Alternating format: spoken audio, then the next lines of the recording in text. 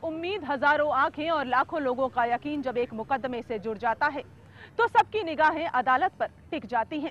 और जब मामला हाई प्रोफाइल हो तो फैसले की समीक्षा अपनी अपनी नजरों से होती है। देश की सुर्खियां बने पूर्व क्रिकेटर और बीजेपी नेता नवजोत सिंह सिद्धू के मुक्के को भी इंसाफ के तराजू में तौला गया। 27 दिसंबर 1928 पटियाला में एक पार्किंग स्थल पर मारुति में सवार गुरनाम सिंह और उसके भतीजों से सिद्धू की बहस हो गई। सिद्धू ने पार्किंग के विवाद में 65 साल के गुरनाम सिंह के सिर पर घूंसा मारा, जिनकी बाद में अस्पताल ले जाते वक्त मौत हो गई। ये अपराध भले ही किसी योजना के तहत नहीं हुआ, लेकिन एक शख्स की जान चली गई और कारण बनी सिद्धू की हिंसा। इस अपराध के फैसले ने उनके सियासी जीवन में बवंडर मचा दिया है। पंजाब हाई कोर्ट ने उन्हें दोषी मानते हुए 3 साल की कैद और 1 लाख रुपए के जुर्माने की सजा सुनाई। Our view is that if possibly 2 views could be taken, the view taken by the trial हम चाहते हैं कि दोनों कोर्ट की राय ली जाए।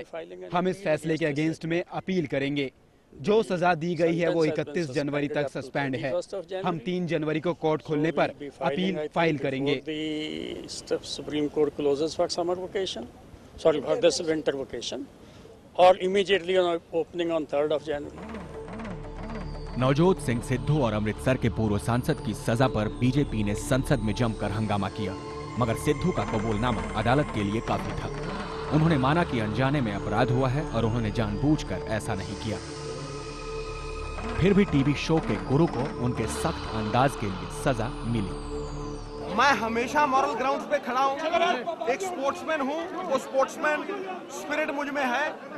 हार जीत को एक साथ लेता हूँ। जीत के समय ज्यादा पैशनेट नहीं होता और हार के समय ज्यादा नीचे नहीं गिरा कभी। So I take it in the STRIDE.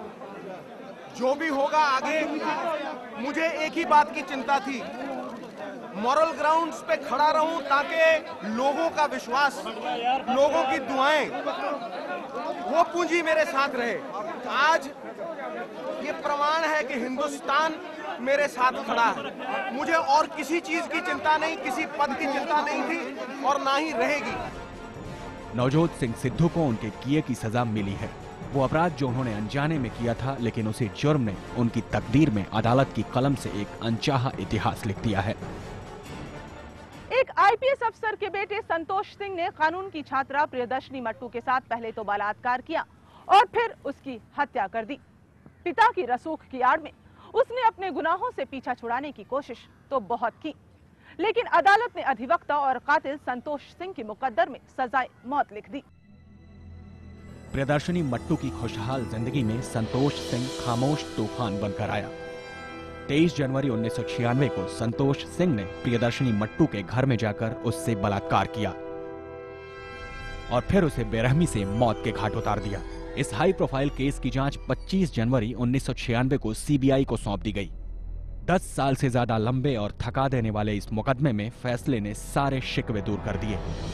30 अक्टूबर 2006 को संतोष सिंह को दिल्ली हाई कोर्ट ने इस बेरहम वारदात के लिए फांसी की सजा सुनाई। जीत है ये सीबीआई के लिए और उनके इन्वेस्टिगेशन की प्रोग्रेस के लिए भी, क्योंकि जब कन्विक्शन किसी इन्वेस्टिगेशन एजेंसी का होता है किसी केस में, ये तो लाजमन उनके लिए जीत है। मैं यही दोहराऊंगा कि ये जीत सारे सिस्टम की है, क्रिमिनल जस्टिस सिस्टम की है। संतोष सिंह की फांसी माफ करने के लिए उनके वकील ने सुप्रीम कोर्ट का दरवाजा खटखटाने की बात कही। फिलहाल संतोष सिंह तिहाड़ जेल में अपने किए की सजा भुगत रहा है। 7 साल से हमें पता था कि यही क्रिमिनल है और यही हमारे बीच घूम रहा था। इससे बड़ा अपराध तो कुछ हो ही नहीं सकता। तो मेरे को लगता है कि आज एक नई उम्मीद की राह जगी है। तो मैं मानता हूं कि आगे ऐसा नहीं होगा और जुडिशरी भी एक एक्टिव रोल प्ले करेगी। संतोष सिंह के मामले में फैसले को लेकर असमंजस कुछ ज्यादा ही थे, क्योंकि ये एक वकील को सख्त सजा देने का मुकदमा था। मगर अदालत ने फैसले के साथ ही एक संदेश भी दिया कि कानून के मंदिर में नाइंसाफी नहीं हो सकती। हाई प्रोफाइल लोग संगीन अपराधों के बाद ये मान बैठे थे कि उनका कोई कुछ नहीं बिगाड़ सकता, मगर अदालत के फैसलों ने रसूख वालों को जमीनी हकीकत से रूबरू करा दिया। झारखंड के गुरुजी शिबू सोरेन और मुन्ना भाई यानी संजय दत्त के तकदीर के फैसले जानेंगे हम एक ब्रेक के बाद।